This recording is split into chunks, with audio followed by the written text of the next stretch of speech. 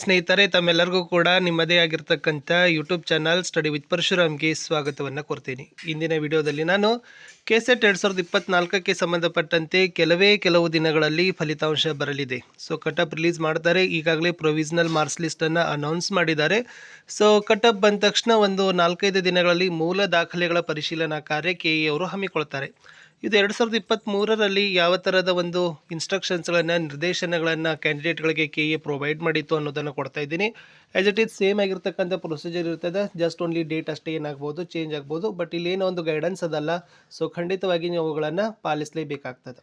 So ಯಾರೆಲ್ಲ ಚೆನ್ನಾಗಿ ಅಂಕಗಳನ್ನು ಗಳಿಸಿದ್ದೀರಿ ಅವ್ರಿಗೆಲ್ಲ ಫಸ್ಟ್ ಆಫ್ ಆಲ್ ಕಂಗ್ರ್ಯಾಚುಲೇಷನ್ ಅಂತ ಹೇಳ್ತಾ, ಯಾಕಂದರೆ ನಾವು ಭಾಳಷ್ಟು ಕಟಾಪ್ ವಿಡಿಯೋಗಳನ್ನು ಮತ್ತು ಕೆಸೆಟ್ಗಾಗಿ ಸಂಬಂಧಪಟ್ಟಂತೆ ವಿಡಿಯೋಗಳನ್ನು ಕೊಟ್ಟಿದ್ದೀವಿ. ಸೊ ಖಂಡಿತವಾಗಿ ಯಾರ್ದೆಲ್ಲ ಎಲಿಜಿಬಲ್ ಆಗೋದರ ಚಾನ್ಸಸ್ ಇಲ್ಲಲ್ಲ, ಅವರು ಖಂಡಿತವಾಗಿ ನೆಟ್ಟಲ್ಲಿ ಕೂಡ ಪ್ರಿಪೇರ್ ಆಗಿ ಅಥವಾ ನೆಕ್ಸ್ಟ್ 2025ಯಲ್ಲಿ ಕೆಸೆಟ್ಗೆ ಚೆನ್ನಾಗಿ ಓದ್ಕೊಂಡು ಪ್ರಿಪ್ರೇಷನನ್ನು ಮಾಡಿಕೊಂಡು ಒಳ್ಳೆ ಅಸಿಸ್ಟೆಂಟ್ ಪ್ರೊಫೆಸರ್ ಹುದ್ದೆಯನ್ನು ಪಾಲಿಸ್ರಿ ಅಂತ ಹೇಳ್ತಾ, ಸೊ ಕೆಸೆಟ್ ಡಾಕ್ಯುಮೆಂಟ್ ವೆರಿಫಿಕೇಷನ್ಗೆ ಏನೆಲ್ಲ ಕಿಯರು ಗೈಡೆನ್ಸ್ ಕೊಟ್ಟಿದ್ದಾರೆ ಅಂತ ನೋಡೋಣ. ಫಸ್ಟ್ ಒಂದು ಏನು ಹೇಳಿದ್ದಾರೆ ಅಂದರೆ, ಈ ಮೂಲ ದಾಖಲೆಗಳ ಪರಿಶೀಲನೆಗೆ ಹಾಜರಾಗೋ ಅಭ್ಯರ್ಥಿಗಳು ಪ್ರಾಧಿಕಾರದಿಂದ ನಿಗದಿಪಡಿಸಿದ ದಿನಾಂಕದಂದೇ ಹಾಜರಾಗಬೇಕು. ಎರಡನೇದು, ಈ ಅಭ್ಯರ್ಥಿಗಳು ಸಲ್ಲಿಸ್ತಕ್ಕಂಥ ಎಲ್ಲ ಮೂಲ ದಾಖಲೆಗಳು ಅರ್ಜಿ ಸಲ್ಲಿಸಲು ನಿಗದಿಪಡಿಸಿದ ಕೊನೆಯ ದಿನಾಂಕದೊಳಗನೆ ಪಡೆದಿರಬೇಕು. ಆಮೇಲೆ ಅಭ್ಯರ್ಥಿಗಳ ಮೂಲ ದಾಖಲೆಗಳ ಪರಿಶೀಲನೆ ಸಮಯದಲ್ಲಿ ಕಡ್ಡಾಯವಾಗಿ ಮೂಲ ದಾಖಲೆಗಳೇ ಇರಬೇಕು. ಸೊ ಫಸ್ಟ್ ಒಂದು ಯಾವ ಡೇಟ್ ಇದೆ ಅದೇ ಡೇಟ್ಗೆ ಬರಬೇಕು. ಆಮೇಲೆ ಅಪ್ಲಿಕೇಶನ್ ಹಾಕ್ತಕ್ಕಂಥ ಕಡೆಯ ದಿನಗಳಲ್ಲಿ ಡಾಕ್ಯುಮೆಂಟ್ಸ್ ಪಡೆದಿರಬೇಕು. ಒರಿಜಿನಲ್ ಡಾಕ್ಯುಮೆಂಟ್ಸ್ ಕಂಪಲ್ಸರಿಯಾಗಿ ನಿಮ್ಮ ಕಡೆ ಇರಲೇಬೇಕು ಅಂತಕ್ಕಂಥದ್ದು. ಸೊ ಫಸ್ಟ್ ಇಲ್ಲಿ 3 ಏನು ಮಾಡಿದ್ದಾರೆ ಕೊಟ್ಟಿದ್ದಾರೆ. ನೆಕ್ಸ್ಟ್ ಇದು ಇಂಪಾರ್ಟೆಂಟ್ ಇದೆ.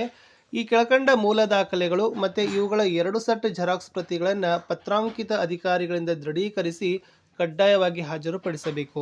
ನೋಡಿ, 1 ಸೆಟ್ ಒರಿಜಿನಲ್ ಡಾಕ್ಯುಮೆಂಟ್ಸು, ಆ ಒರಿಜಿನಲ್ ಡಾಕ್ಯುಮೆಂಟ್ಸ್ದು 2 ಸೆಟ್ಸ್ ಗೆಜೆಟೆಡ್ ಆಫೀಸರಿಂದ ಅಟೆಸ್ಟೆಡ್ ಆಗಿರ್ತಕ್ಕದ್ದನ್ನೇ ಕೊಡಬೇಕು. ಫಸ್ಟ್ ಹಾಲ್ ಟಿಕೆಟ್ ಕೊಡಬೇಕು. ನಿಮ್ದು ಯಾವುದಾದ್ರೂ ಒಂದು ಆಧಾರ್ ಕಾರ್ಡ್, ಪ್ಯಾನ್ ಕಾರ್ಡ್ ಅಥವಾ ಕಾಲೇಜ್ ID ಕಾರ್ಡ್ ಕೊಡಬೇಕು. ಆಮೇಲೆ ಸ್ನಾತಕೋತ್ತರ ಪದವಿ PGಯ ಎಲ್ಲ ವರ್ಷ ಮತ್ತು ಎಲ್ಲ ಸೆಮೆಸ್ಟರ್ಗಳ ಮಾರ್ಕ್ಸ್ ಕಾರ್ಡ್ ಮತ್ತು ಕನ್ವೊಕೇಷನ್ಗಳನ್ನು ಕೊಡಬೇಕು. ನೆನಪಿಟ್ಕೊಡ್ರಿ, ಅಭ್ಯರ್ಥಿಗಳು ಆನ್ಲೈನ್ ಅರ್ಜಿಯಲ್ಲಿ ಈ ಕೆಳಕಂಡ ಮೀಸಲಾತಿ ಕೋರಿದ್ದಲ್ಲಿ ಮಾತ್ರ ದಾಖಲೆಗಳನ್ನು ಒದಗಿಸತಕ್ಕದ್ದು. ಯಾರು ರಿಸರ್ವೇಷನ್ ಕ್ಲೇಮ್ ಮಾಡಿದ್ದೀರಿ ಅವರು ಕಡ್ಡಾಯವಾಗಿ ಕೊಡಲೇಬೇಕು. ರಿಸರ್ವೇಷನ್ ಕ್ಲೇಮ್ ಮಾಡದೇ ಇದ್ದರೆ ಕೊಡ್ತಕ್ಕಂಥ ಅವಶ್ಯಕತೆ ಇಲ್ಲ ಅಂತ ಹೇಳಿದ್ದಾರೆ. ಸೊ ನಿಮ್ಮ ಕ್ಯಾಟಗರಿ ಕ್ಲೇಮ್ ಮಾಡ್ತಕ್ಕಂಥ ಸರ್ಟಿಫಿಕೇಟ್ಗಳಿದ್ದಾವೆ, ಅವುಗಳನ್ನು ನೋಡ್ಕೊಡ್ರಿ.